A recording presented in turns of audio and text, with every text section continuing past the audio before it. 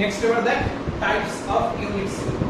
চাইলে যে প্রশ্নগুলো এখানটায় আমি বলে গেলাম সেগুলোকে নোট করে রাখতে পারিস আলাদা আলাদা করে খাতায়, যে ম্যাক্সিমাম সিমেট্রি কার দেখা যায় ছোট ছোট করে পয়েন্ট লিখ, এইভাবে ম্যাক্সিমাম সিমেট্রি যেটা কিউবিক সেল বলে, দেখে ম্যাক্সিমাম সিমেট্রি দিয়ে cubic sell,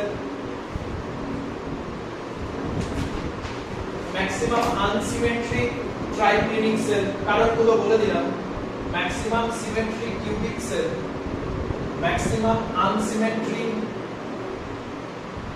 ট্রাইক্লিনিক cell, maximum Bravais lattice, তাহলে দেখলাম চারটে আছে অর্থরম্বিকে, তো maximum Bravais lattice answer orthorhombic ব্র্যাকেটে 4।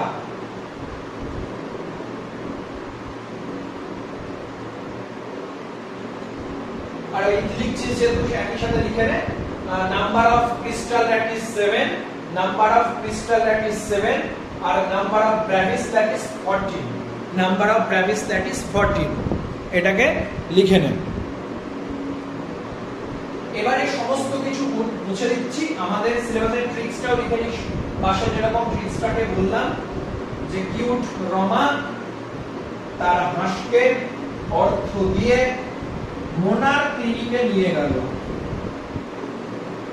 তো খেয়াল রাখিস সিকোয়েন্স পাল্টাস না, ঠিকঠাক করে দেখে রাখিস, দুদিন মান প্র্যাকটিস করলে আরামসে হয়ে যাবে।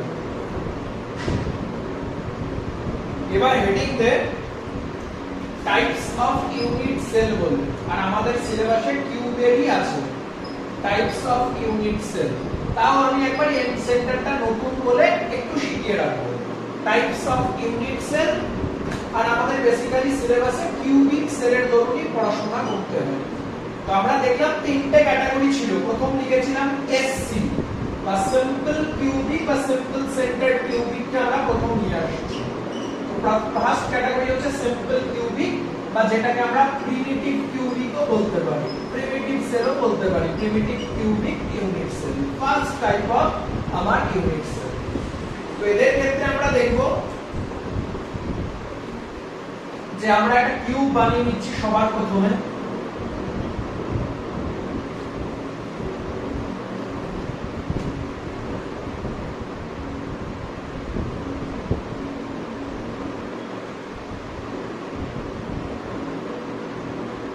এই কিউবে অ্যাটমগুলোকে কেবলমাত্র কর্নারে কর্নারে রাখবো, যেমন তুই এই ঘরটা দিয়ে ব্যাপারটাকে ভাবতে পারিস, বুঝতে পারিস, কাজ হয়ে যাবে। 8টা কর্নার আছে, তো আমি 8টা কর্নারে রাখবো, তবে হ্যাঁ এমন ভাবে এই অ্যাটমগুলো যেগুলো স্ফিয়ার আকৃতির হবে তো তাদেরকে এমন ভাবে রাখবো যেন তাদের সেন্টারটা ওই কর্নারটাকে ক্রস করে যায়। তো 1টা 2টো 3টে 4টে 5টা 6টা 7টা 8টা। তাহলে যদি বলা হয় যে এই প্রিমিটিভে নাম্বার অফ অ্যাটম কটা আছে, তাহলে আমি দেখতে পাচ্ছি যে টোটাল সংখ্যা যদি আমি ভাবি তাহলে সব মিলিয়ে 8টা আছে। তা সেটা পরবর্তীকালে আমরা দেখছি সব মিলিয়ে আলটিমেটলি কি দাঁড়াচ্ছে।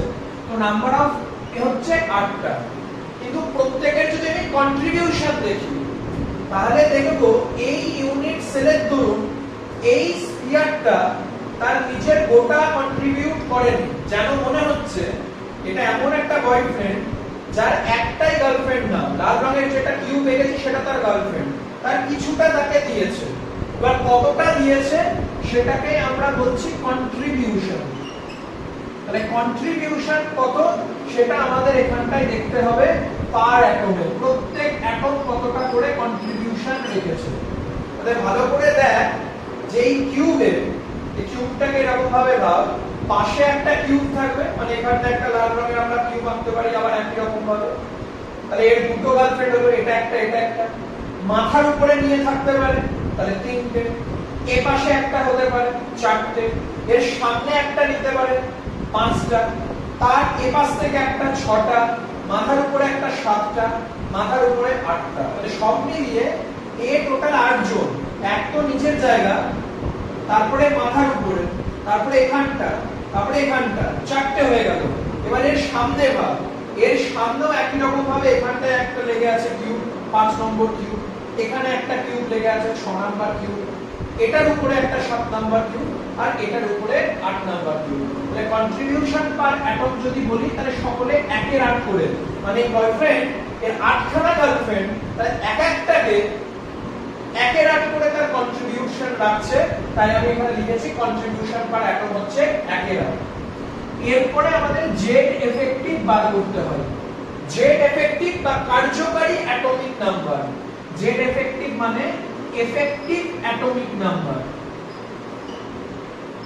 অ্যাটম তো 8টা আছে কিন্তু প্রত্যেকের কন্ট্রিবিউশন একের 8 করে, তো জেড এফেক্টিভ হবে 8 ইনটু একের 8, টোটাল হচ্ছে 1।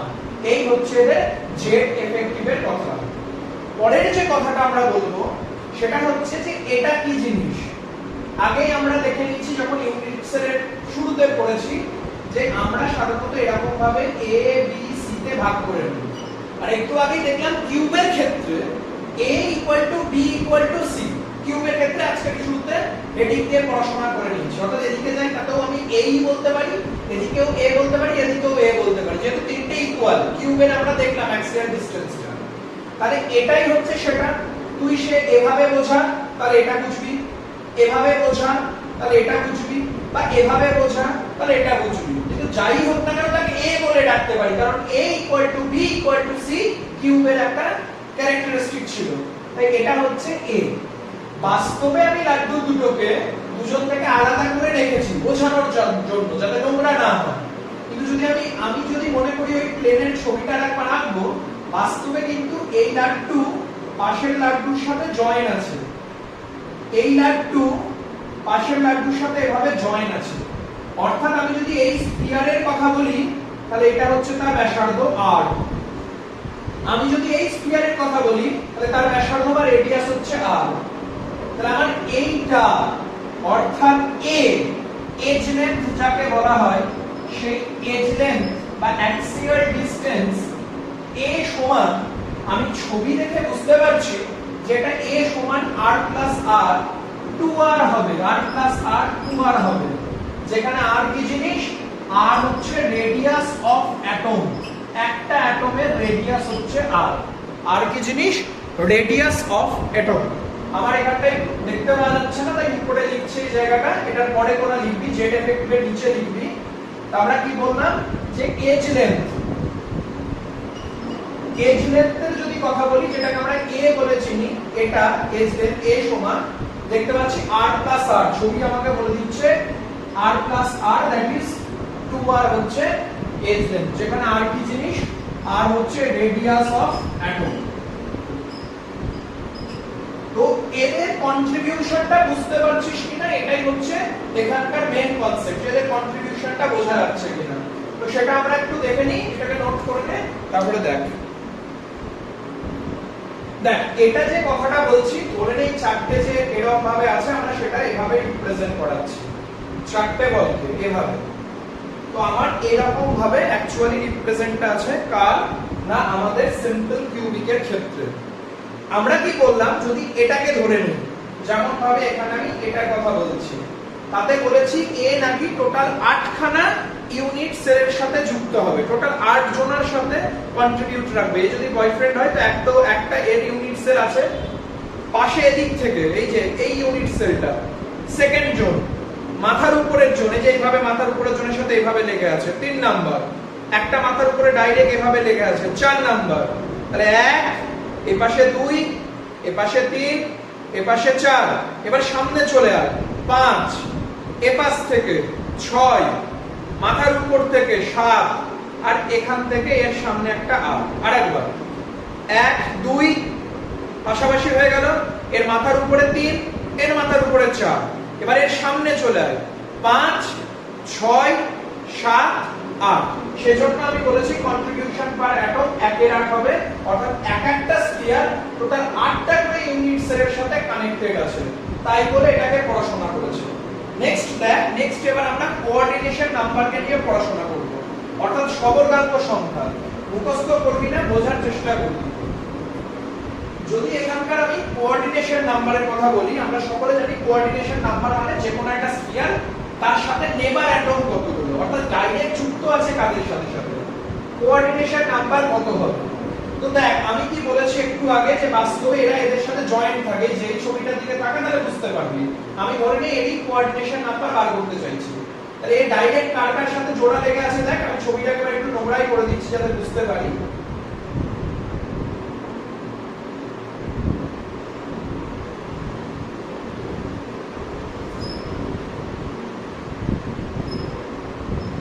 তো দেখো এই কার কার সাথে ডাইরেক্ট দেখতে পাচ্ছ, এক এখানে এর সাথে ডাইরেক্ট এই যে টাচ করে আছে এখানটায়, দুই টাচ করে আছে এখানটায়, এখানে দুজনের সাথে, একে ভাবিস না আর এদের কোনোভাবে টাচ করে নেই, আমি বলে দেখাচ্ছি তাহলে বুঝতে পারবে।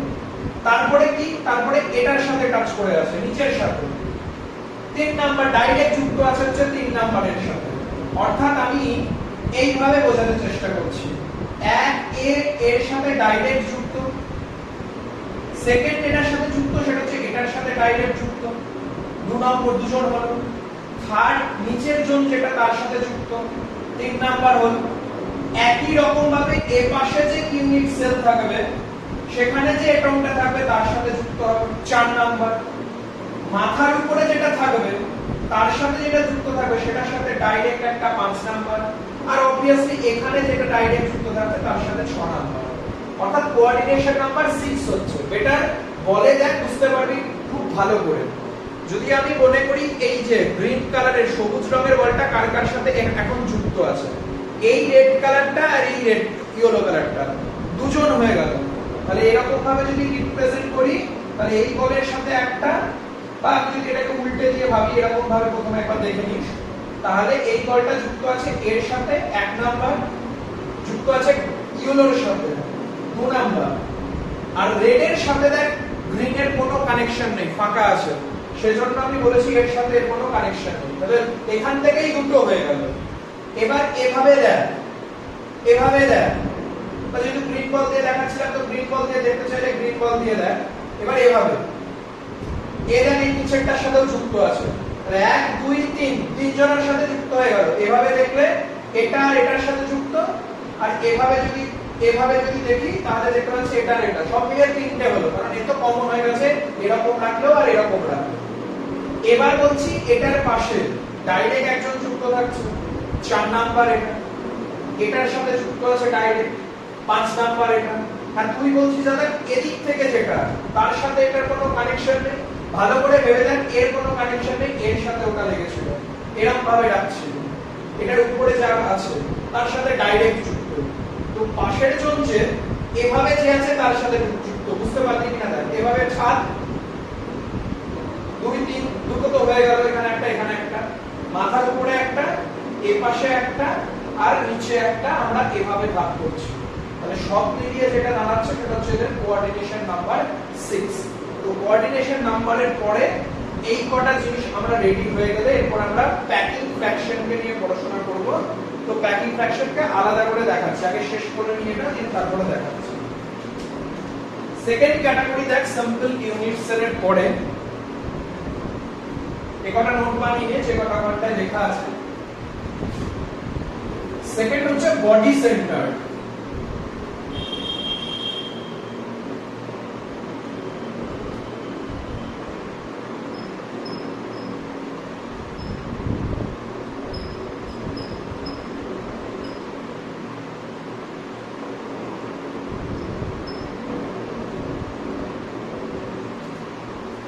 এদের ক্ষেত্রে যদি দেখি একটা ল্যাটিস এরকম অসংখ্য ল্যাটিস এক জায়গায় যুক্ত হবে এবং তারপরে একটা সলিড তৈরি করবে, তাই আমি পাশে এপাশে ও পাশে মানে ইউনিট সেলকে কল্পনা করতে পারছি। বডি সেন্টার হলে কি হবে, বডি সেন্টার হলে যেমন অ্যাজ ইউজুয়াল কর্নারে কর্নারে 8টা বল রাখছিলাম সেরকম ভাবে তো রাখবো, কোনো অসুবিধা নেই, ছোট ছোট করে আঁকি যাতে দেখতে সুবিধা হয়, জয়েন হয়ে আছে সেটা বুঝে গেছি।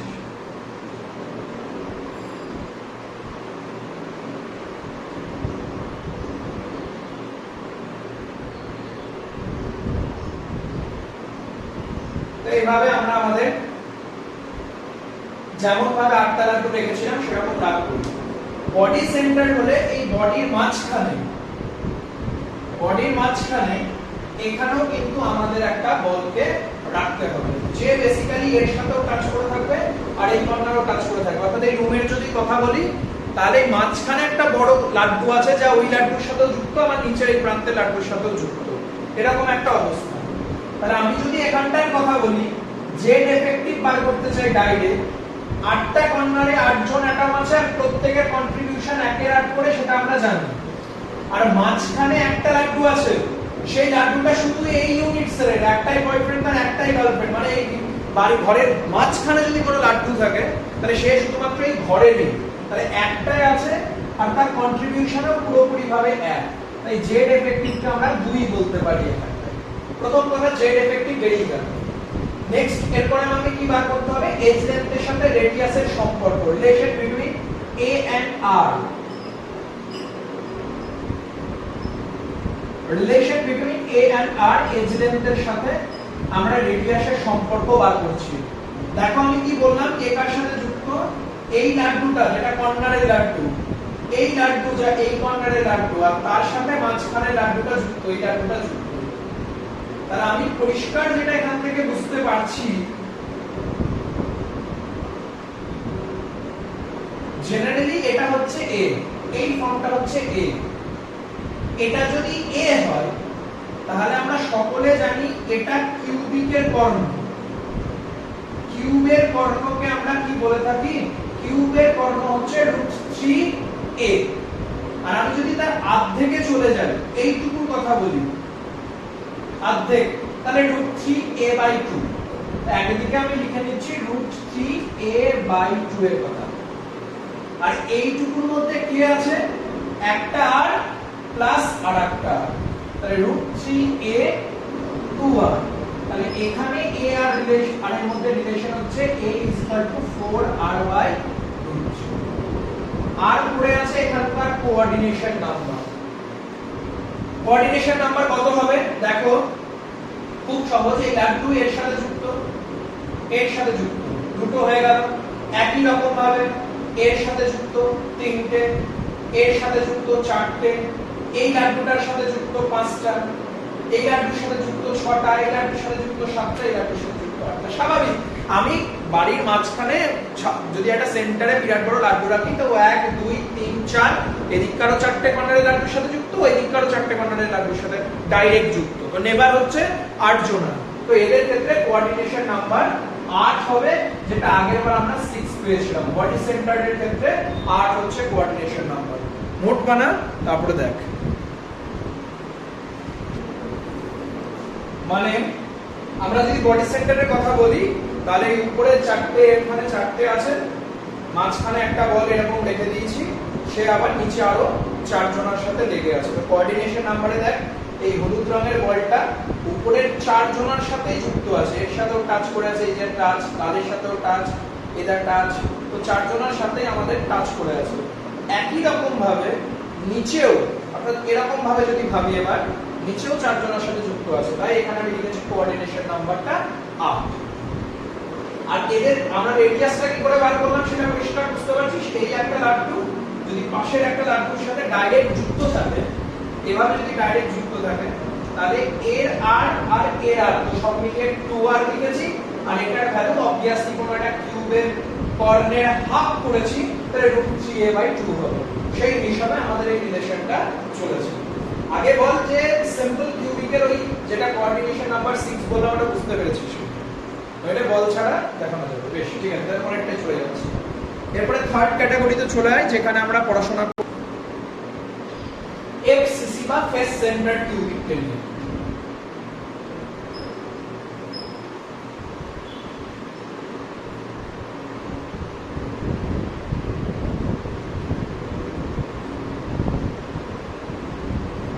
ফেস সেন্টার্ডের যদি কথা বলি, তাহলে দেখবো আমাদের কিউবে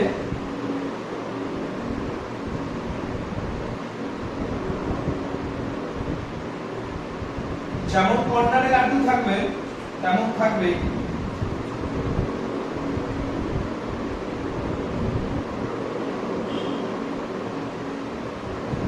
সেরকম প্রত্যেক ফেজে এই একটা কল, এই একটা কল, এই একটা কল, 3টে 4টে, তার এটা যদি পিছনের কল হয় তার সামনে একটা আছে, তো 5টা। যদি আমি নিচের একটা কলের বাদ দিয়ে থাকি, এটা হচ্ছে 6টা কল আছে। 6টা করে প্রত্যেকটা ফেসে একটা করে।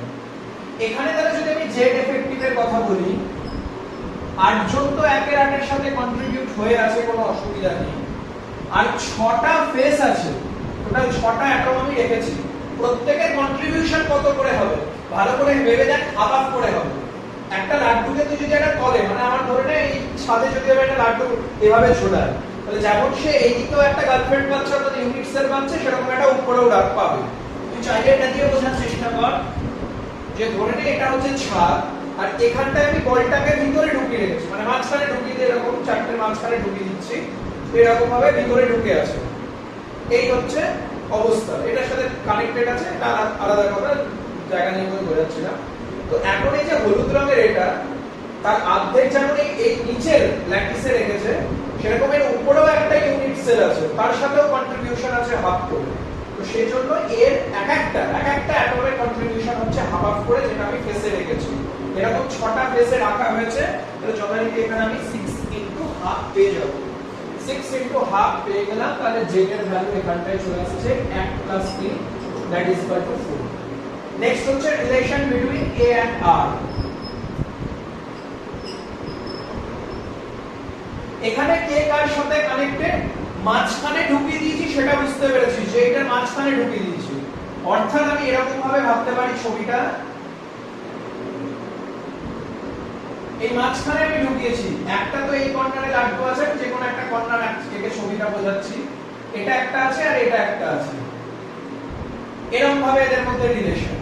এবার এটা যথারীতি এটা একটা স্কয়ার, স্কয়ারের এটা হচ্ছে কর্ণ, স্কয়ারের কর্ণ, তাহলে এটা যথারীতি, এটা যদি a হয়, আমরা দেখতে পাচ্ছি এটা a, আগেই পড়ে নিয়েছি এটা a, এটা যদি a হয় তাহলে কর্ণ হবে √2a, তাহলে এখানে বসিয়ে দিলাম √2a, তার অর্ধেক মানে এত দূর পর্যন্ত, তাহলে তার অর্ধেক মানে √2a/2। আর এটাই ভালো করে দেখ, এই স্ফিয়ারের রেডিয়াস r আর এই স্ফিয়ারের রেডিয়াস হচ্ছে r, এতটা স্মলার এতটা স্মলার, তাহলে ইজ ইকুয়াল টু আমি এখানটাই √2r বলতে পারি। রিলেশন পেয়ে গেলাম a is equal two 4r/√2, 4r/√2।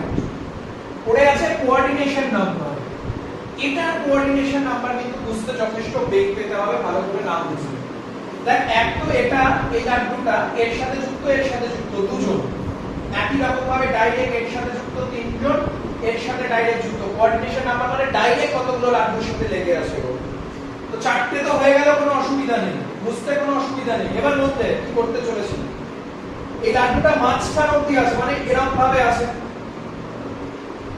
এরকম ভাবে আছে, তাহলে যথারীতি ও এদিককার লাড্ডুর সাথে যুক্ত থাকবে, এই ফেসের যেটা, এই যে এই ফেসের সাথে, তাহলে 5 নাম্বার হলো। একই রকম ভাবে এই ফেসের সাথে, তাহলে 6 নাম্বার হলো।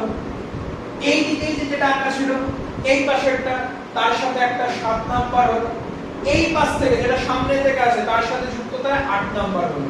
তাহলে কোঅর্ডিনেশন নাম্বার ডাইরেক্ট এখানে থাকার জন্য 1 2 3 4 চারটে পেয়েছিল। এবার বোঝ, মাথার উপর থেকে এত লাড্ডু আছে, মাঝখান কিন্তু ফাঁকা, ভুল করেও কিন্তু এই জায়গাটা কিন্তু ফাঁকা, মাঝখানটা, এই মাঝখানে কিন্তু বডি সেন্টার না যে মাঝখানে কিছু আছে। তাহলে এই মাঝখানে যদি থাকে, তাহলে এই লাড্ডুর সাথে যুক্ত, এই লাড্ডুর সাথে যুক্ত, এখানকার সাথে যুক্ত, এখানকার সাথে যুক্ত, 8টা হলো। এখনো গল্প শেষ না, কেন শেষ না, কারণ এর উপরেও একটা ইউনিট সেল আছে, আমরা বলেছিলাম না হাফ হাফ করে কন্ট্রিবিউশন রাখছে, তাহলে তারও উপরে যদি আরেকটা ইউনিট সেল থাকে, তাহলে আবার তারও, মানে আমার যদি সেকেন্ড ফ্লোরে যদি ভাবনা চিন্তা করি, আর আমার যদি ফ্যান এখানে, সেখানে যদি একটা লাড্ডু রাখা হয় হাফ করে, যে সেকেন্ড ফ্লোরেরও অর্ধেক আছে, তাহলে সে কিন্তু আবার তার মেঝের 4টে কর্নারের সাথে যুক্ত থাকবে। বুঝতে পারা গেল কি পারা গেল না? তাহলে সব মিলিয়ে 4 4 4 করে টোটাল 12টা হচ্ছে কোঅর্ডিনেশন নাম্বার। বুঝতে পারলি কিনা দেখ,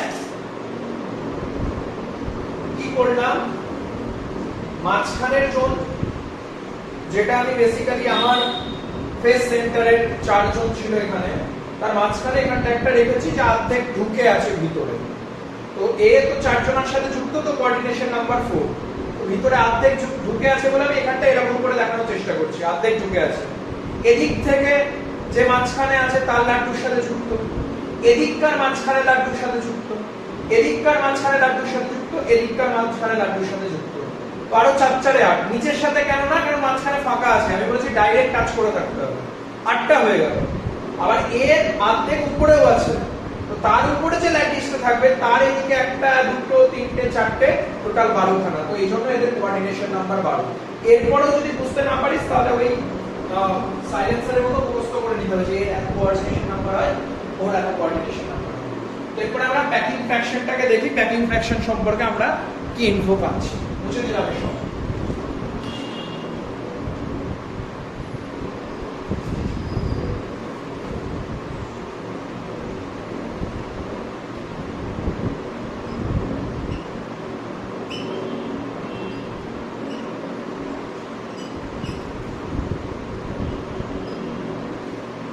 প্যাকিং ফ্র্যাকশন কাকে বলে? প্যাকিং ফ্র্যাকশন হচ্ছে একটা স্ফিয়ার কতটা জায়গা দখল করেছে, কোন একটা ইউনিট সেলের সমস্ত স্ফিয়ার মিলিয়ে কতটা জায়গা দখল করেছে সেটা পার্সেন্টেজ আকারে কত, সেটাকে আমরা ভগ্নাংশ হলে প্যাকিং ফ্র্যাকশন বা শতাংশ হারে সাধারণত আমরা বার করতে পারি। আর এর অপোজিটটা অর্থাৎ কতটা ফাঁকা আছে তাকে আমরা ভয়েডস বলে থাকি। ডেফিনিশন গুলো লেখাচ্ছি না, কি বললাম যে কোনো একটা কিউবের ক্ষেত্রে স্ফিয়ার গুলো যতটা জায়গা দখল করে আছে তারা প্যাকিং ফ্র্যাকশন শতাংশের হারে, আর যতটা ফাঁকা জায়গা আছে তাকে আমরা সাধারণত ভয়েডস বলবো। তো এটার একটা ফর্মুলা আমরা ইউজ করি, percentage of packing fraction is equal two, যদি 3 ডাইমেনশনাল হয়, যারা 3 ডাইমেনশনাল হবে তাদের ক্ষেত্রে ফর্মুলা হচ্ছে z effective into volume of atom divided by per অ্যাটমের, আর টোটাল কিউব যেটা আমরা বানিয়েছি তার ভলিউম কত। এটা হচ্ছে 3 ডাইমেনশনালের ক্ষেত্রে পার্সেন্টেজ, কারণ আমরা জানি 3D তে দৈর্ঘ্য প্রস্থ উচ্চতা আসে।